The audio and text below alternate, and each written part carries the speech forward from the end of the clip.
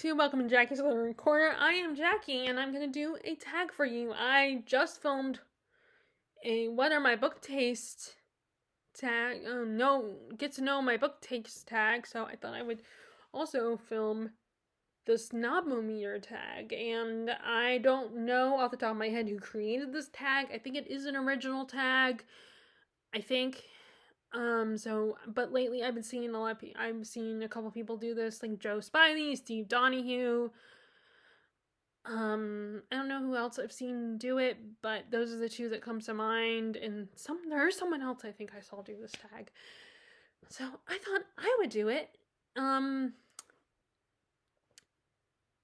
I will, when I'm done, I will share the link on the description box who created this tag if I find them. And hopefully if it's a newer tag, then I will be able to find the original creator of this tag. So here it goes. Question number 1. What is your definition of a book snob? Which is a good question to start with, because you should establish your opinion, what you think a book snob is. And I think a book snob is someone who looks down on other genres that people read and thinks that because thinks that they are better if they don't read, because they don't waste their time with those types of books. Like, they assume that they are the superior reader because they read, literary books, or they read nonfiction books, or they read classics. And that, reading genres, like horror or thrillers or romances, is silly. You're not learning anything. It's not worth your time. And it's those people who think that way, who just assume that they're superior. Their reading tastes are superior to yours, when everybody else is. And it's like, and they often pass judgments in there, like, those people usually have never picked up any of those books that they think, any of those genres type books, they've never picked them up. So because they don't want to waste their time with it, they have no idea the content of those books. They don't know if those books, what themes those books explore. They don't know if those books have a lot more depth than they think. Like, because they have not read them. Because they think it's a waste of time. They just go by assumptions, which is silly. So that's how I define a book snob. Someone who automatically thinks their reading is superior than everyone else's. And they look down on other types of readers because of that. Okay, so question number 2. If there is a genre or type of book that you would never consider reading, is there a genre or type of book you would never consider reading? Such as, would you ever read a romance? Or if you regularly read romance, would you ever try a science fiction novel?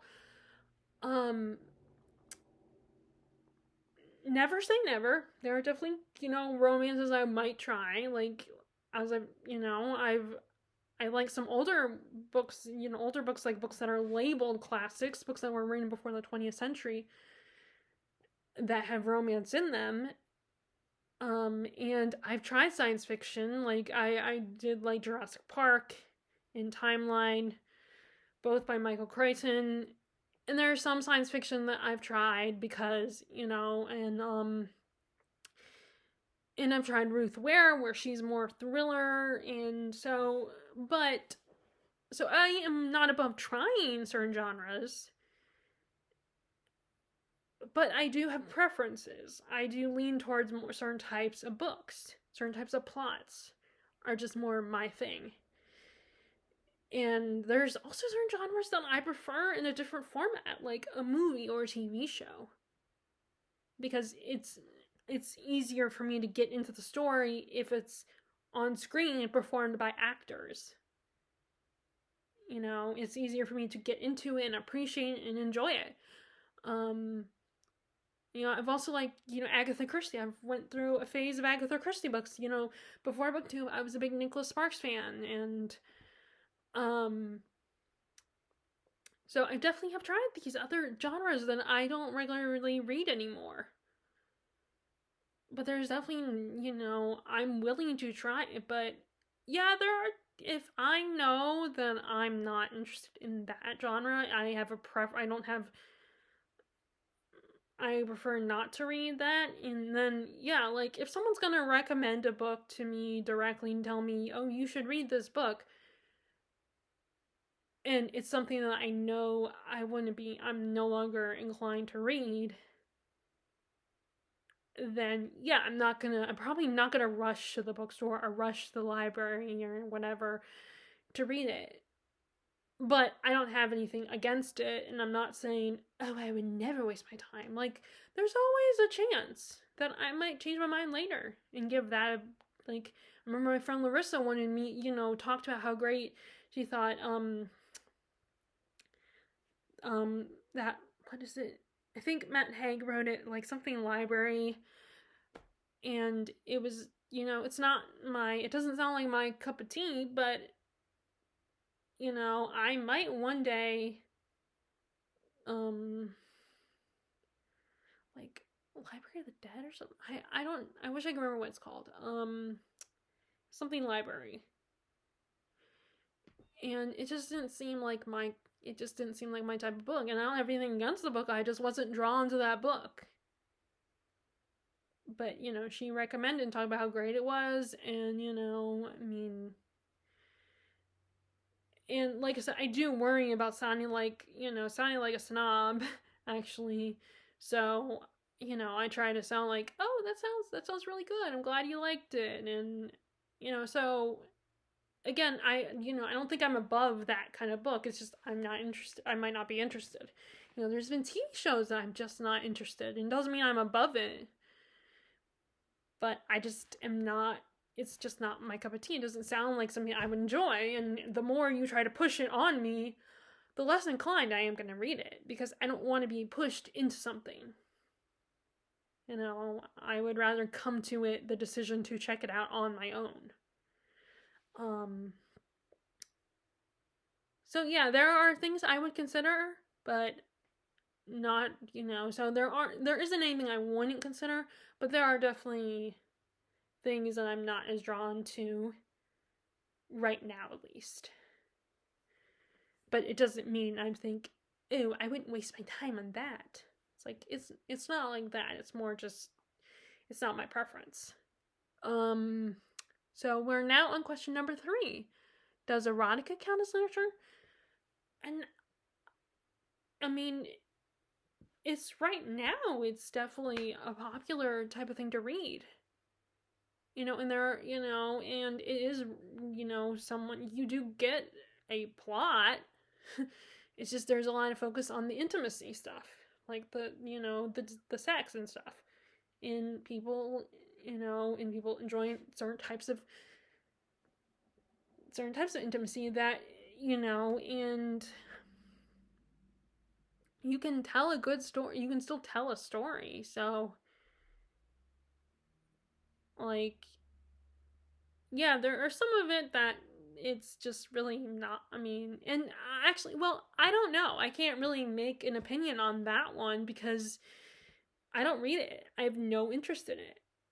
And it's more like I just have no interest in it. I don't care for it. Like, I don't want to, know about that kind of, I don't want to read a book about that. But so I don't know, I guess yeah, it is, because it still is, they try to tell a story. It just also has this extra type of thing that is like a lot of people get, find it really appealing. So yeah, I'm not gonna be, and I can't really judge it because I don't read it. So question number 4, is it better to read classic books than popular bestsellers? And no, I don't think it's better, because it's still a story, it's like books that are labeled classics were written a long time ago, where what we were interested in a novel was very different than what we are interested in a novel today. and how it's written, and yeah, sometimes I wish that people spoke like they speak in those novels, and I wish that, and there are some values in those novels that I like, but it doesn't mean that those books are superior. It just means that they're different from what's today's work, and you're still reading. And Stephen King is a best-selling author, and I love Stephen King. For a while, I got into James Patterson. He's a best-selling author. Now I don't like how he's just putting out books like an assembly line and having other people write them, and then he slaps his name on there. I'm not the biggest fan on that. I mean, maybe it's good for marketing and business, but as a reader, I'm not a big fan of that. But I did like him at one time. And just because, and it's still it can still be a good story. It's still a good story. Classics and modern best-selling books are still good stories. Like, the writing might be different. And the writing, and the themes are different. But that's because times have changed. People have evolved, and as an older person, I might be more drawn to the older writing styles of, classic books. But in a lot of those classic books that are, people discuss nowadays, like Count of Monte Cristo, were considered sensational. They were considered bestsellers of the time. So it would be hypocritical for people to say, well, those books are superior. Because, one day the books that are popular today, that are bestsellers today, some of them might be considered classics from our time. And, a bestseller doesn't automatically mean it's a good or bad book. It just means it's a popular book. And it's relatable. People connect to it, and that's what's important, is if you connect to the book. So if you connect to older books like classics, and that's great, then you buy those. But if you connect to books that are labeled bestsellers, that are popular nowadays, that people buy a lot, nothing's wrong with that. It doesn't mean that the classic books are better than, it's just that, those do different things than classic books. It's a different time nowadays. But a lot of classic books explore similar themes to bestsellers too. So I just think that it's silly to be like, oh, classics are better because, oh, the writing is more sophisticated or something. No, it's just that back then, the writing back then was a little bit different compared to today. I mean, and let's face it, sometimes it's hard to read those classic books anyway. I think because it can be an achievement to be able to read some of those classic books, I think that's why they get a little bit of a status in reading. But as Steve Donahue said in his video when he did this tag, there's no higher ground when it comes to literature. When it comes to books, there's just different styles, different content, and different, the people value different things nowadays, but it doesn't mean that one is better than the other. There's no morality, and there's no moral high ground in literature. Like, people put that there. People force, make the idea of, you must read War and Peace because it's superior, or like, if you don't read Lord of the Rings, you're not a fantasy fan. Like, that's people doing that. It's people making that decision. Like, but it doesn't mean it's true. It's just their opinion. So no, I don't think reading classic books is better. I don't think classics are better than bestsellers. I don't think popularity is necessarily... I mean, sometimes popularity you can't always trust a book being popular. Yes, that is true. Like, a book that's popular, there's no guarantee it's a brilliant book or a good book or has a lot of merit. That doesn't mean that it does, but it doesn't mean it doesn't either. It doesn't mean it doesn't have it, and it doesn't mean that it does have it. It just means that a lot of people connect with the book and enjoy it and have fun reading it. A bestseller is not an automatic... all it does is say it's popular. People enjoy it. And then, classic books could have were bestsellers back in their day. There are a lot of classic books that were bestsellers back in the day. It's just they're not anymore because times have changed. people have evolved, their interests have evolved in books. And sometimes we prefer a more simpler writing style, simpler and straightforward writing style. That doesn't, and maybe we're out of practice with reading books like Proust, or like I know I am, I'm more like Dostoevsky, one other Russian authors who, or Tolkien, or, I'm trying to think of other, or Jane Austen or whatever. Maybe we're just out of practice, but that doesn't mean that they're better than today's novels, which are written in more, might be written in a more simple style. Okay, so enough of that question. So we have, besides, if you spend all your time, which that's another thing, if you spend all your time reading classics, you might be exhausted because the writing can be challenging for classics, I think. So sometimes it's easier to just read a bestseller that's very simple and predictable and just easy to read, like Stephen King or James Patterson. Okay, so have you ever bragged about reading a classic in order to sound smart?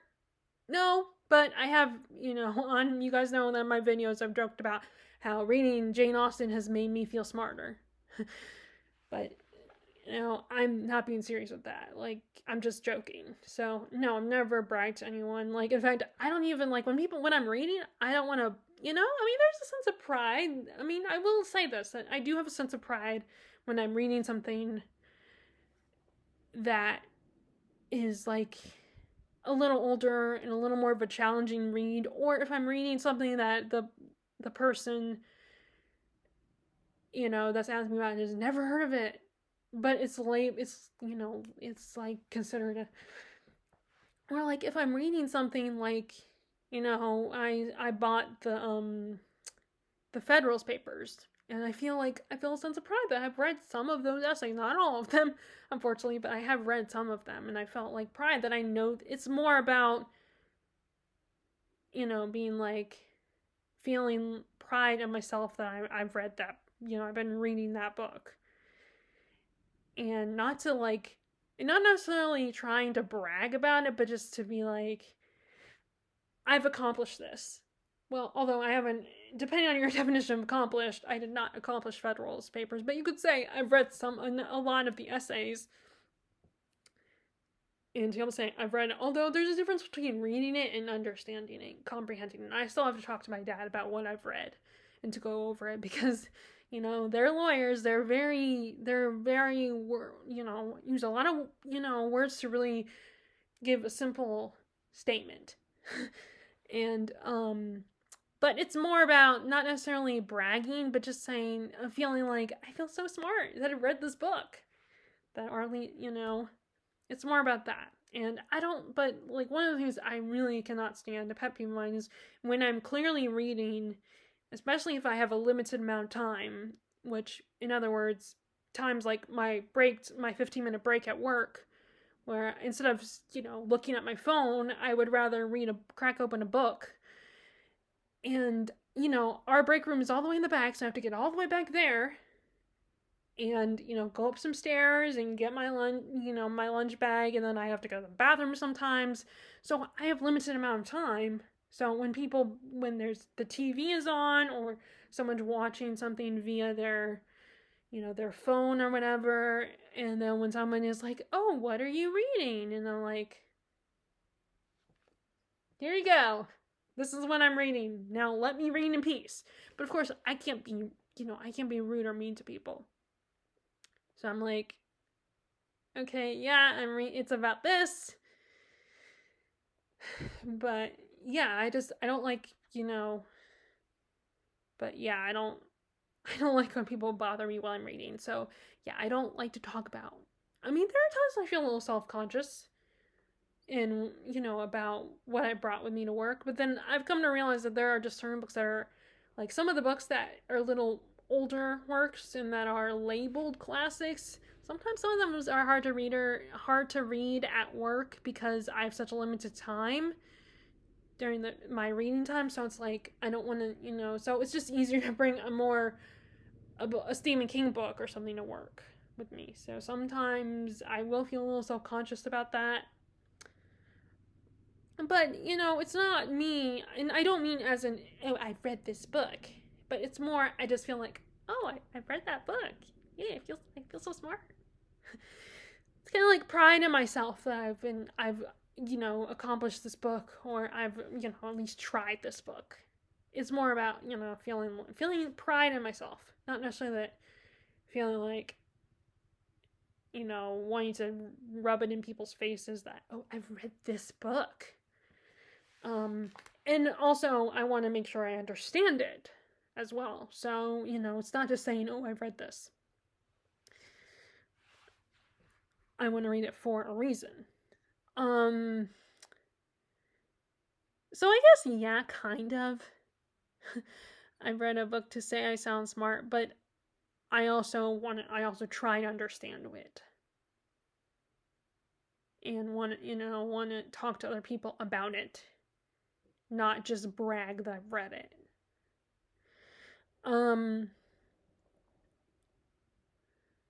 Okay, do audiobooks count as reading? What about comic books or graphic novels? Okay, so first I'm going to start with the comics and graphic novels because I have a couple of things to rant about when it comes to audiobooks. So comics and graphic novels. I admit there was one time when I was a little snobby about this and was like, oh, this doesn't count. But then I love the comic book movie, so I was like, and I'm saying the superhero stuff. And I was like, oh, maybe I should at least try them. And I still don't love them. Like, I still feel like I don't really get the story. I'm just being like, oh, there's words. I better look at the picture too. Words, picture. Like, I'm just like, oh, I better look at, do this. Read these words and look at the picture. I'm not really I feel like I'm not really absorbing the story. I'm just like taking it in, but not really absorbing and not really appreciating it. But yeah, I have been a snob about graphic novels before. But then I've kind of changed. I've grown and realized, well, no, it's still reading, You're still reading, it's just the added bonus of pictures as artwork, I should say. I shouldn't say pictures because they are pictures, but I feel like it's more than just pictures, they're artwork.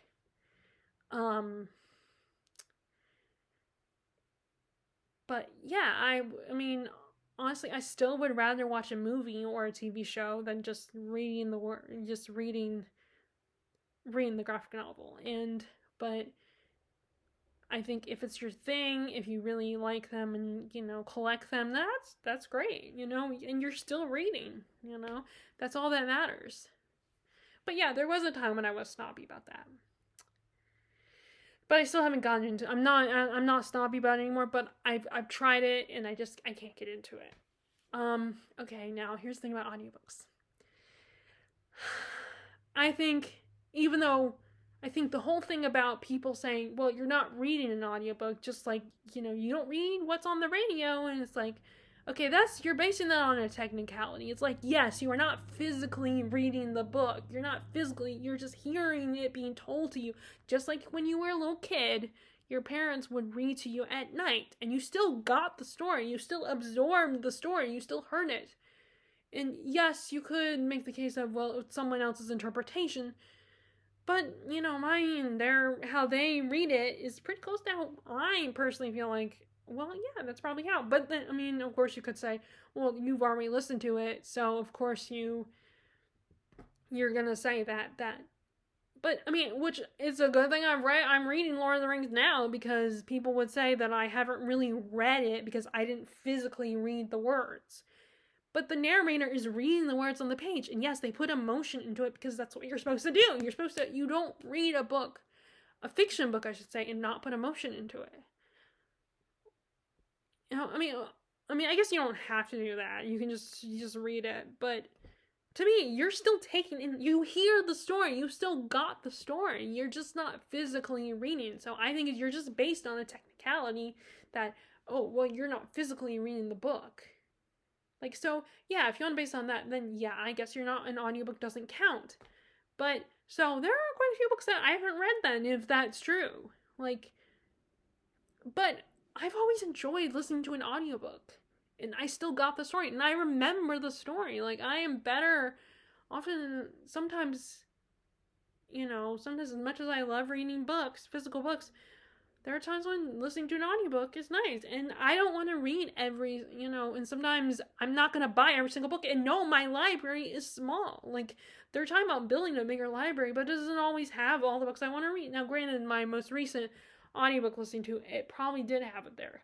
But I'm also trying to prioritize my own books, and at least with Libby, even though it's connected to the library, I don't have a physical copy of it.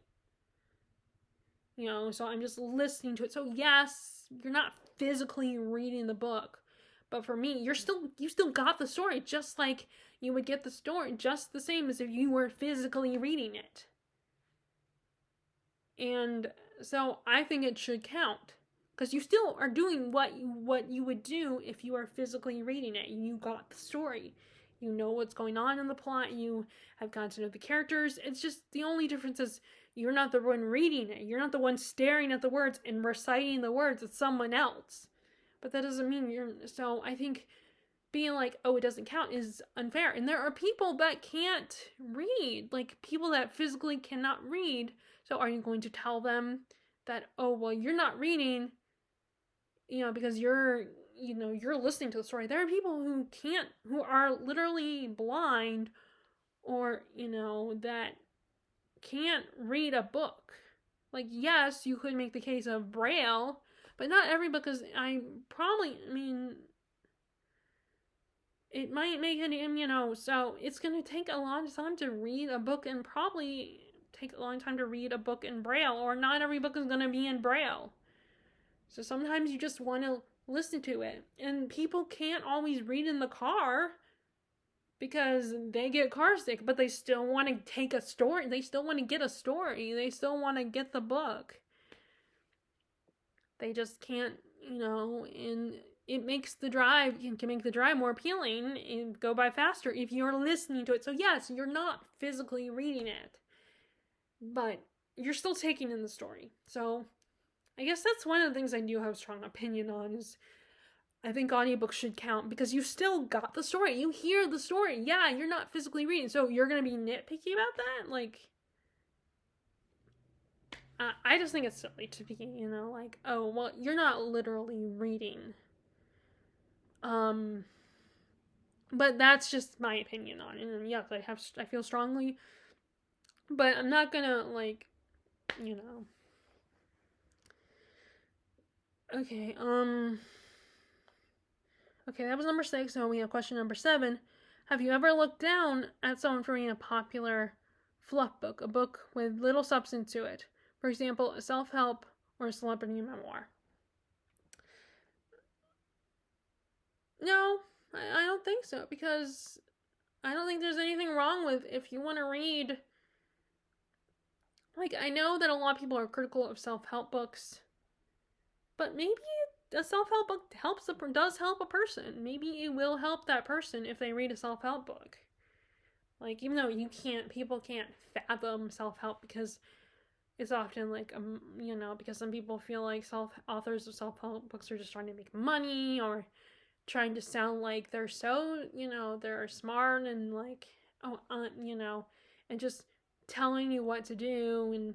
But if it's a good guide for someone to help, if I'm going, using these examples, if it guides someone and does help them a little bit, then, because I do believe that sometimes self-help books probably can help some people. Or some people just need that to get them started on helping themselves. I mean, I think there are certain self-help books that probably wouldn't.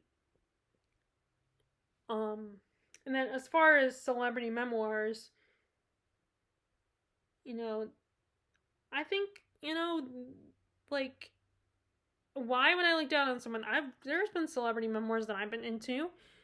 And there's some of them that I've been interested in learning about that celebrity's life. Like, I read Julie Andrews. She wrote 2 memoirs, a part 1 and part 2. And by the way, she is a writer. She's written children's books. Like, maybe, children's books are easy, so I think, Yeah, I mean, there probably are some celebrities that don't write their own memoirs and just have someone do it for them, but it's their idea. Maybe this is me being naive, but I think there are at least some of them that have written their own memoir, or at least they have, it's their ideas, and just, like, yeah, they might have someone else write it for them because they don't have time, because they have a career. Like, I mean, there are some celebrities that, I do wonder about, but, like, they're trying to run a business. I mean, there are some that are probably, like, they have their business, but then they don't have to do the work anymore. That probably, but I don't know which ones have actually written their memoirs or not. And I think assuming that they're not smart enough to do that is not, like, not fair.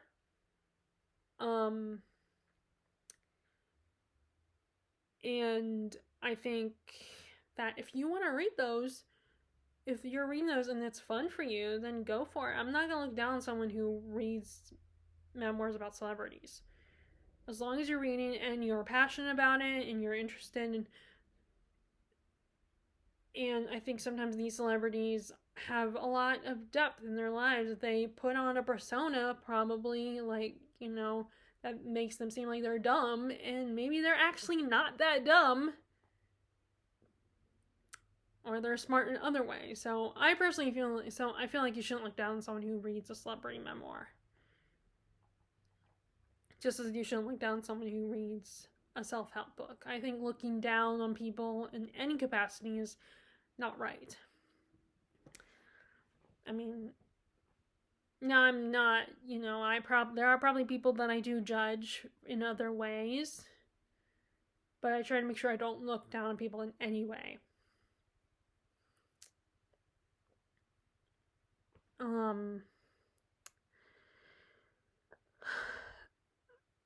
Okay, so and yeah, maybe I would hope that they would try to read books that have what people say have more substance. I mean, I would hope that they would read those books, but I'm also not gonna be like, how dare you not do that? Like, how dare you waste your time on just fluff books? I'm just happy that they're reading. And I would like, if it's like my friend, a friend of mine or something, then yeah, I would love for them to encourage them to read books that have a little more depth to them or a little more substance that they say, but I'm also not gonna look down on them either if they don't. Have you been that recipient of someone else's snobbery? And I don't know. I genuinely do not know. I've never noticed it before. I mean, I hope not. But I'm not sure. I mean, I know that there are some, like, I'm one of those people still kind of who does have a soft spot for Twilight, or who liked The Host, for instance, but her other book. But I don't know. The thing is, I don't know if I've ever been or not. No one has ever said anything to me directly, called me a snob. Well, actually, no, I shouldn't say that, because I have a friend who's all I'm going to say is I did have a friend who had a sister. My friend didn't look down on, didn't consider me a snob, but her sister, she told me that her sister thought I was kind of snobby. And I thought that was a little, like, really? I was a little surprised by that. And, and I obviously, so, and I did think about it for a little bit, it did kind of, get to me a little bit, but this is my first time thinking about it since. So, yeah, so I guess, yeah, there has been, so that's the one time I can think of that I am aware of where I was a recipient of someone, or at least this person thought I was a snob. So, it's not that they were being snobby themselves. I didn't feel like they were being snobby, but they thought I was a snob. And so it doesn't really answer the question necessarily, but it doesn't answer the question, but it was an instant where someone, like I said, where someone told me they thought someone in their life thought I was being a snob. But I don't know if I've ever been a recipient to anyone else's snobbery. I mean, there's some people on BookTube that I don't agree that I watched. I still like them, their channel, but I don't agree with them. But I don't necessarily think they're a snob. So yeah, I've never been a recipient, but I did encounter a person that thought I was a snob. Okay, would you ever be friends with a snob? Maybe you already are, and I don't know. Um, I don't. I mean, I don't. I think. I think it is possible you can be friends with someone that's a snob. You might not approve of their snobbery or agree with it, but like Steve Donahue said, it is possibly friends with someone that's a snob, and as long as they're not a snob, depending on how snobby they are. If they're basically mean about it and a bully about it, then yeah, I won't be friends with that person. But if they're just a bit judgy and have this nose up in the air attitude, then it depends on how far they take it.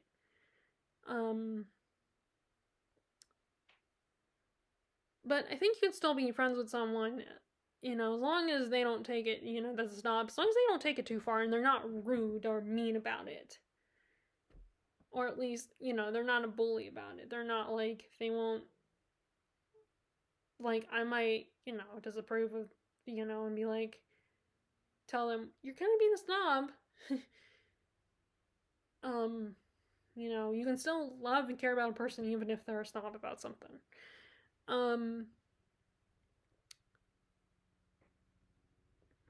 Okay, would you, okay, so number 10, that was number 9, so we're on number 10. Are people who don't read less sophisticated than people who do? No. Because I have family members and people in my family who don't read. And it doesn't mean they're not sophisticated or smart. They're very wise and they're good people. I mean, like, because I read, my vocabulary has probably increased a little bit. I think they say that reading allows you to be more I probably am a little more empathic and understanding of people and open-minded. But, I'm not more sophisticated than any of my family members that don't read. And there are other things that you can, other than reading, that you can, that are a little more, other hobbies you can get into that are a little more, that can be, they're, like, it doesn't, like, I definitely agree with Steve Donahue that using the word sophisticated isn't the right word.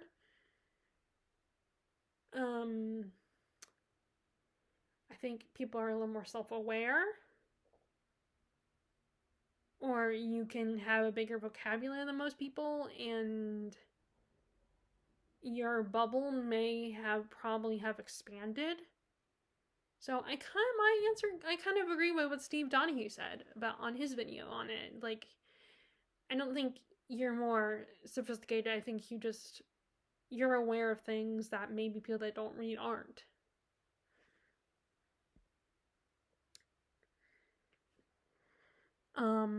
Okay, so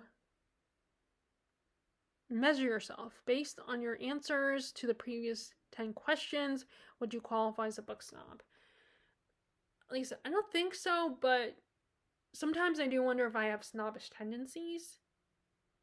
But I don't mean to, like, be like, oh, I'm better. It's just, like I said, I had a friend who had a sister who said I was a snob, which I'm like, really? I mean, and, it doesn't, and that person does have, like, they think that same person also said that. I mean, funnily enough, they said I'm a snob, but that same person also was like, oh, well, I don't read fantasy. I don't read fiction. I read only nonfiction. I read things that are only real things, real stories, like real life, like the news and nonfiction. And in a way, I think that's a little snobby too, because you think you're better than, like, your sister because she reads fantasy, or better than,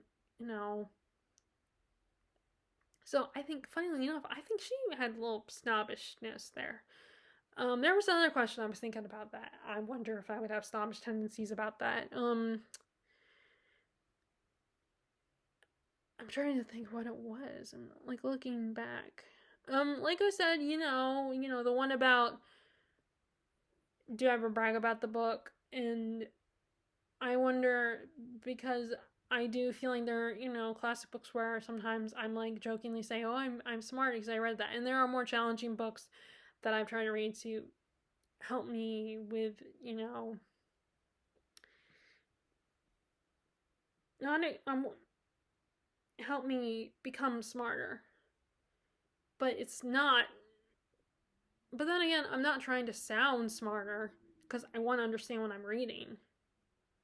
And it's more trying to prove myself, not necessarily bragging to other people because I don't talk to other people about it. I might, talk to my dad or my close friends about it, but I'm not trying to brag about it. So I think of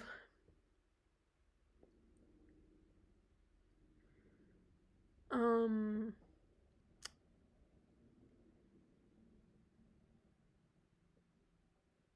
and I mean, like I said, my sister's friend thought accused me of being snobby, and I was surprised by that. Um, so no, I like to think I'm not a snob, but I don't know. I mean, I don't know if other people would think I'm a snob, but I like my friend said that she didn't think I was one. So, and like I said, I just like to challenge myself. So, and read books that are a little more challenging, older books that aren't as the writing isn't as simple and isn't as easy to read. So anyway, so yeah, this is another fun. This is just like the my book taste. Get to know my book taste tag. The Snob O Meter tag is kind of fun too to explore if you have snobbish tendencies or not. It's kind of fun to think about that kind of stuff and think, you know, am I a book snob or not? And what my pet peeves are about snobbery and book snobbery and what I think about certain things like audiobooks or comic books and I guess that was where I had been, so if you guys if you guys want to do this tag, feel free to check it out. Like I said, it's a fun tag and I will talk to you all later. All right, bye.